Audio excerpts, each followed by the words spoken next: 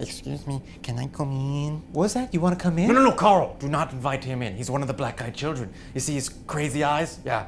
You invite him in, then he'll be able to eat your soul, and that's not good. Please, can I come in? I'm cold. No one's gonna invite you in, Lupe. You're gonna eat our souls, and we know it. But I'm cold. You're 5 feet away from us, Lupe. It's not like it's gonna be warmer over here. Now can I come in? Damn it, Lupe, you can't come in! I have tools. Where the hell did you get tools? Staples. You went to Staples? No. This is a secret operation, Lupe. You can't leave the base. Let me in and I'll fix it. Why don't we just let him fix No! it? He's gonna eat your soul, Carl, and we know it. Lupe, if we let you in, do you promise not to eat my soul? God. I promise. Okay, Lupe, you can come in. Oh, great, you invited him in. Great word. Don't listen to me. Don't listen to the lizard person that knows. Just do whatever you want, because you're Carl the intern. Come closer.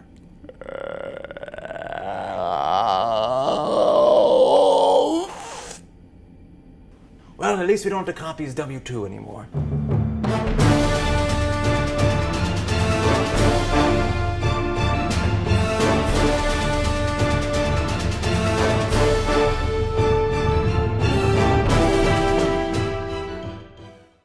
These creatures, or whatever they are, and we're going to ask you later what you think they are, because you've got some very good ideas about this, they always ask to be let in.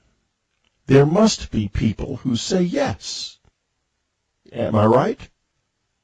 Most of the people who encounter these beings, because of the level of fear they experience, they don't invite them in.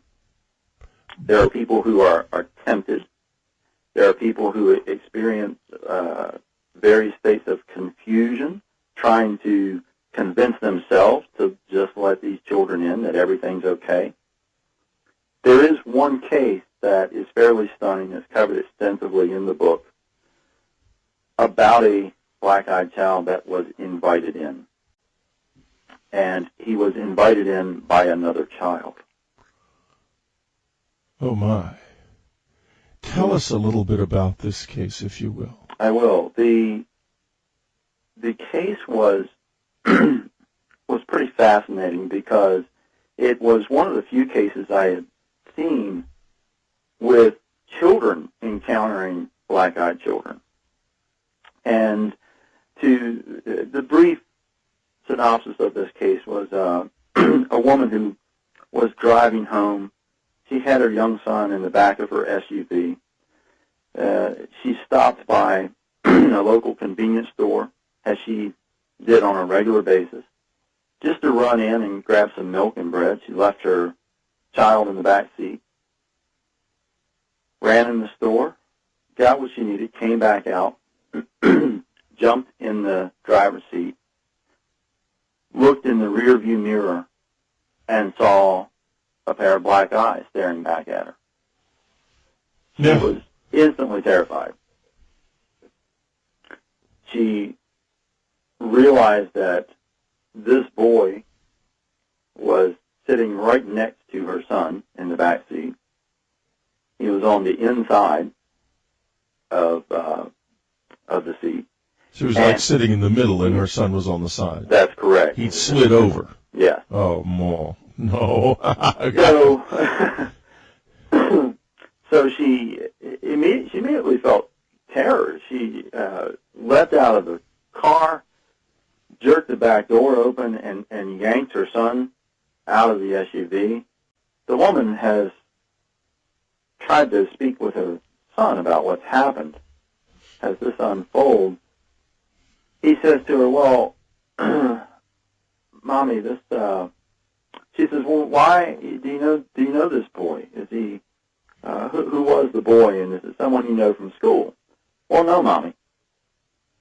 "Well, why did he get in our car?" "Well, I invited him in. He asked if he could get in, and I invited him. I thought he would come and play. He said he wanted to come to our house."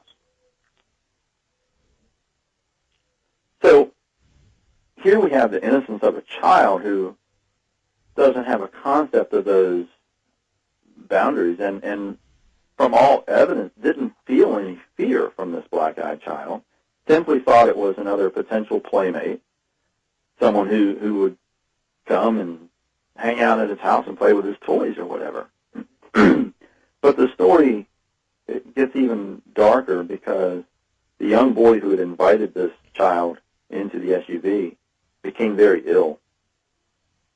The doctors couldn't figure out what was wrong with the child because his symptoms seemed to continually cycle through different things. They thought he had the flu. They thought, I don't remember, they thought he had appendicitis. They thought he had the measles at one point. All these different things that are rotating through this child's body. And he was sick for quite a while.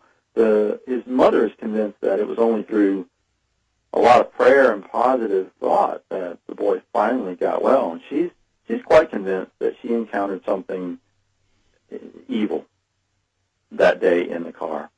I can't find a single story of somebody who let these kids in and then was able to tell about it.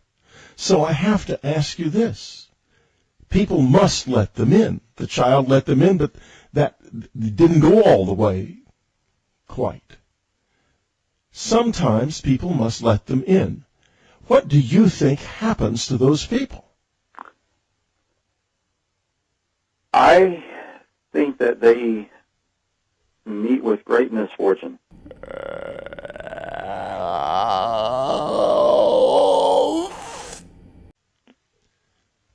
I really do.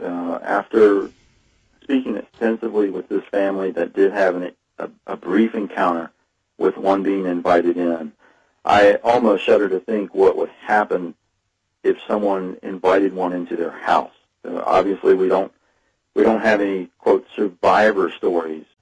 This seems to be almost like the vampire lore, where a vampire can't enter your life unless you invite him across your threshold.